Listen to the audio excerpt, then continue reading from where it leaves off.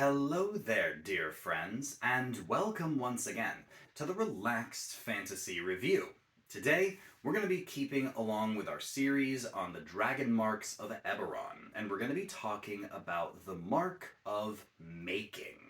This is a human dragon mark, offering a variant to the standard or the player's handbook variant human, granting the human some real interesting abilities when it comes to craftsmanship, and it might seem like you're talking about being a guild artisan here, but it's so much more than that. We'll get into the details in just a moment, but before we do, I'd like to let you know, Relaxed Fantasy Review has memberships. For just $1 a month, you can support my channel and get a couple benefits. First, you get a little badge next to your name in the comments, letting folks know that you're a supporter. But also, you get early access to the videos. I upload videos every other day, and if you click the join button just below the video, you get early access to those videos. You get them a day before everyone else. Now, if that interests you, that's awesome. I'd love to see you down there as a supporter. If it doesn't, or you can't afford it or whatever, that's totally fine. You're still going to get the videos, and I appreciate you being here to watch them. Thank you for supporting my content. The Mark of Making Human is granted some really interesting abilities. First of all, they get a +2 to their intelligence, very specific for wizards and artificers, as well as a +1 to any other skill or ability of their choice. The book actually says, very specifically in it, that this particular mark is wonderful for wizards or artificers, although any type of adventure could appreciate it. I say 7 out of 10 for the intelligence boost, 8 out of 10 for the +1 to whatever you like. You're still medium size, so that's 10 out of 10 right there. And you still have a 30-foot movement speed, that's 9 out of 10. And you still have common and a language of your choice, so 9 out of 10. Then you get Artisan's Intuition. Artisan's Intuition grants you a D4 to specific skill checks. It grants you a D4 to Arcana checks, which is great. Arcana is a really nice skill. And to Artisan's Tools. Artisan's Tools. Not a specific kind of Artisan's Tool. Any Artisan's Tool. Any tool. Any tool. There's over a dozen sets of tools in the player's handbook that have been expanded upon in some of the other books, and you get an extra D4 added to any ability check you make. So basically, any set of tools you pick up, you are just have a knack for them. Even if you're not proficient in them. That's incredible. Tools are one of those underrated things in D&D that actually have quite a bit of utility power behind them. And the ability to just pick a set up and go, yeah, I can work with this.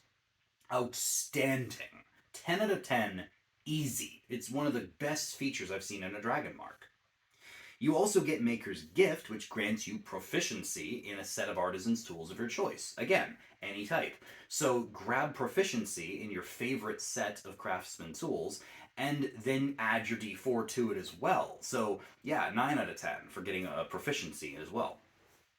Then you get the Spellsmith trait, granting you the Mending cantrip and the Magic Weapon spell.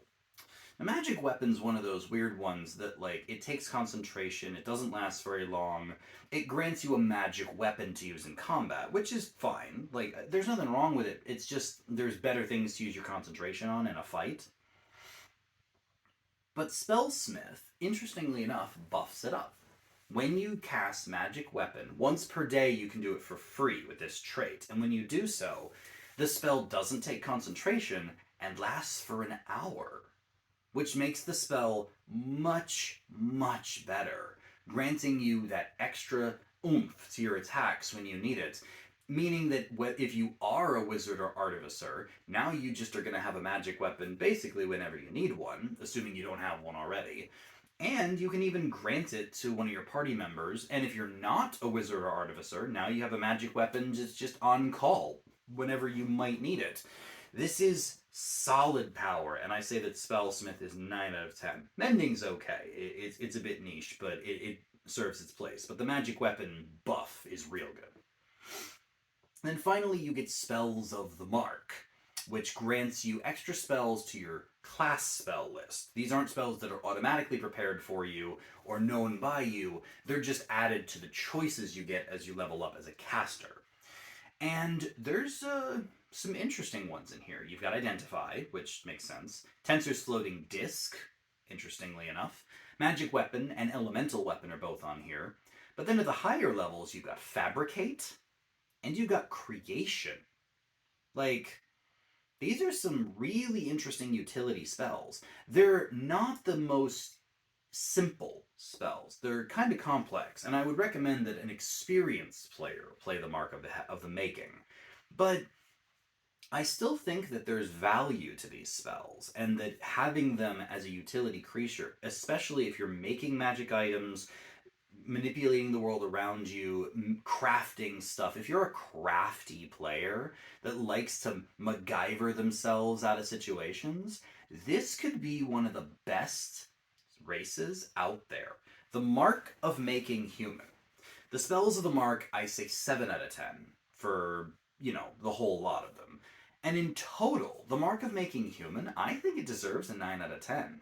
Any tool, any material, anything you find, you can do something with. And then if you're a spellcaster, you get these spells that normally you wouldn't necessarily pick. That grants you the ability to shift the materials you're working with. Identification, carrying, fabrication, manipulation, enchantment. It really feels like this is an artificer's dream because it just adds to what they're doing already and adds a good amount of artifice power to anybody. Imagine being like any caster, a sorcerer, a warlock, wizard, a cleric, or druid with this kind of ability. Like, this is unique, and there's a lot of potential here. I say that the Mark of Making Human is genuinely might be my favorite human outside of the standard variant human with their free feats. But even then, if I wanted to play a craftsman, I think this might be the best choice in D&D. And obviously that's not, the best strategy in the game, but D&D is a game where you're supposed to play who you want to play. And if you got the idea that you want to be the ultimate crafter, this might just be the Dragonmark for you.